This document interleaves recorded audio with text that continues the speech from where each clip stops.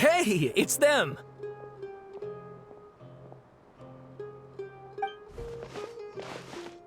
Akaba, Sawada, you're still here?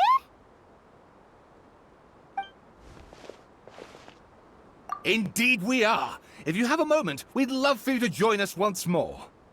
We have time. What do you want to talk to us about? It's the same topic we discussed last time.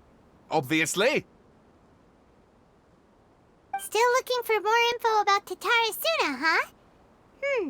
Should we join them?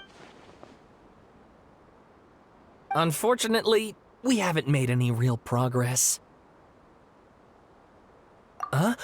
Oh, of course.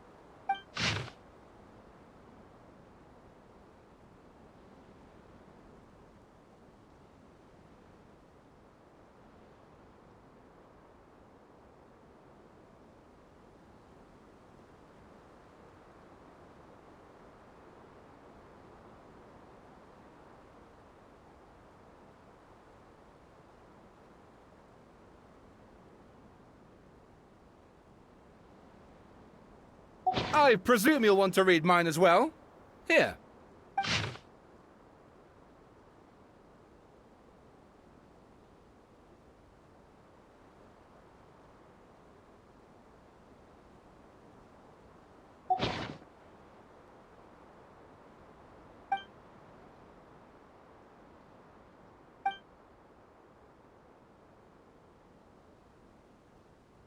Well, what do you think?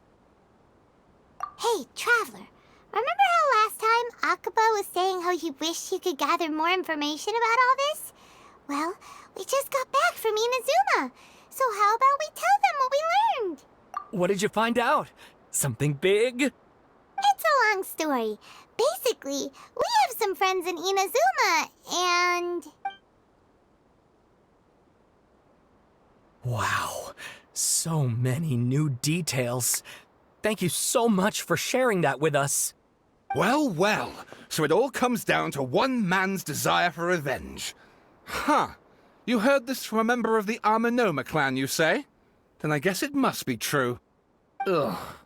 So there's no ghost story here after all. This new information actually lends further credence to my hypothesis. Evidently, swordsmiths were seen as having an incredibly prestigious role in society those days, to the extent that harming them was conceived of, at least by the perpetrator, as a way of exacting revenge against those in power. Yes, okay, point taken, you were right. But that doesn't mean I can't carry on with my novel. And they're back at it. These guys are really into this. Oh, so sorry. Look at us, prattling on about our projects and ignoring you. Thank you so much for the information. You're welcome. See ya. Keep us in the loop if you find out anything else. Will do. Nahida, we're here. Traveler, Paimon, how have you been? Ugh, where to start? Paimon hasn't had a moment's rest this whole time.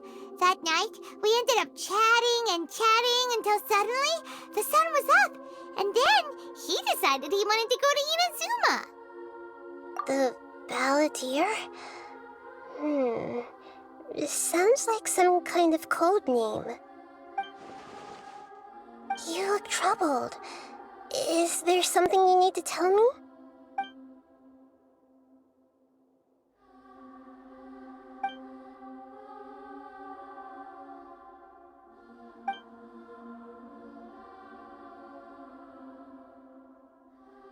Traveler?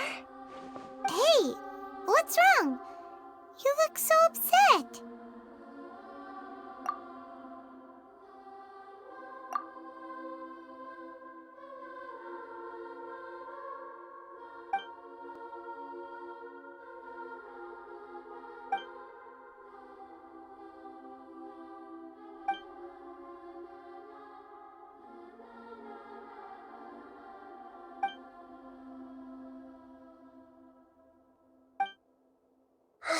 That's quite a story.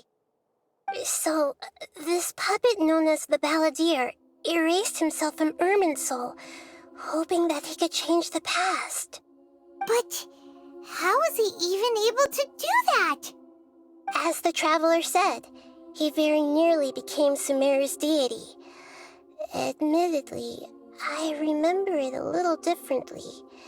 I don't recall finding anyone inside the machine after we defeated it. Nevertheless, it does make sense.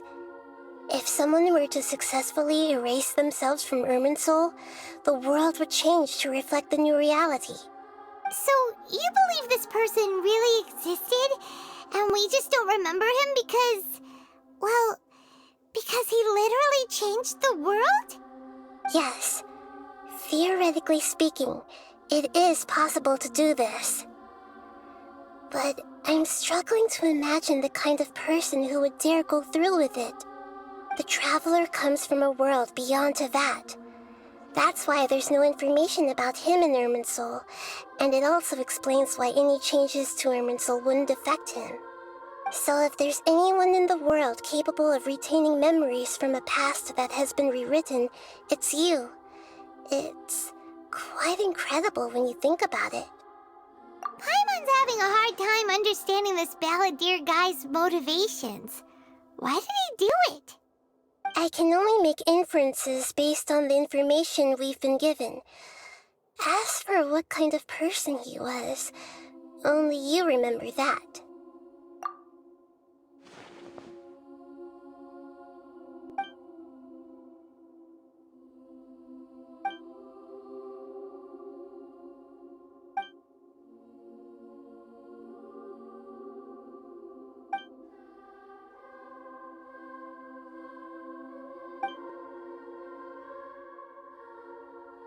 Something else worrying you? Something that you can't share? It couldn't change the fate of the ones who had died, right? Once the Balladeer realized he hadn't been betrayed after all, it must have completely changed his view of the people of Tatarasuna. Now he saw them as friends again. He couldn't keep hating humans after that, and if he thought there was a chance he could save his old friends, it would be hard not to try. The story makes sense, every part of it. The Balladeer tried to achieve godhood with the doctor's help. He was unsuccessful, but retained the power to connect with Irminsul. That power then enabled him to change what was recorded in Irminsul and erase himself, even though he didn't have much strength left. Yeah, it does make sense, but it still ended in tragedy for his friends. It just feels so hopeless. He gave everything to do this, but it seems like he got nothing in return.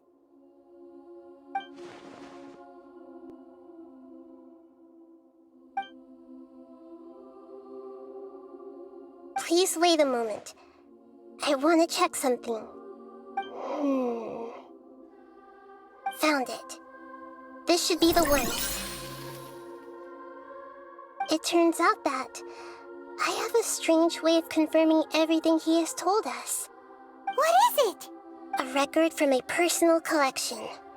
It was tucked away in a corner. You should take a look.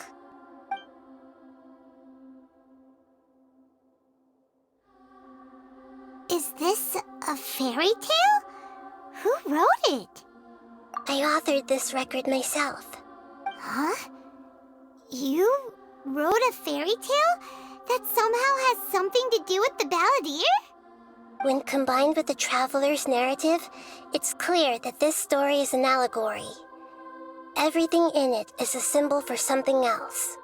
Hold on. So this record survived from the past? Yes. Any information about the Balladeer or the Kabuki Mono and other records will have been changed. But I wrote this story in a way that means it was left intact. Changing the information in Irminsul changes to that. But Irminsul can't change information that was well hidden in advance. I guess I must have written this story as a backup before the Balladeer entered Irminsul. That's incredible! What a great idea! And sending the Traveler into Irminsul with the Balladeer must have been a further precaution. I knew he'd remember everything. This story is abstract enough that it still resonates with the present information recorded in Irminsul. But if we connect all the different pieces together, the true story that emerges is the one he told us, the now erased life of the Balladeer.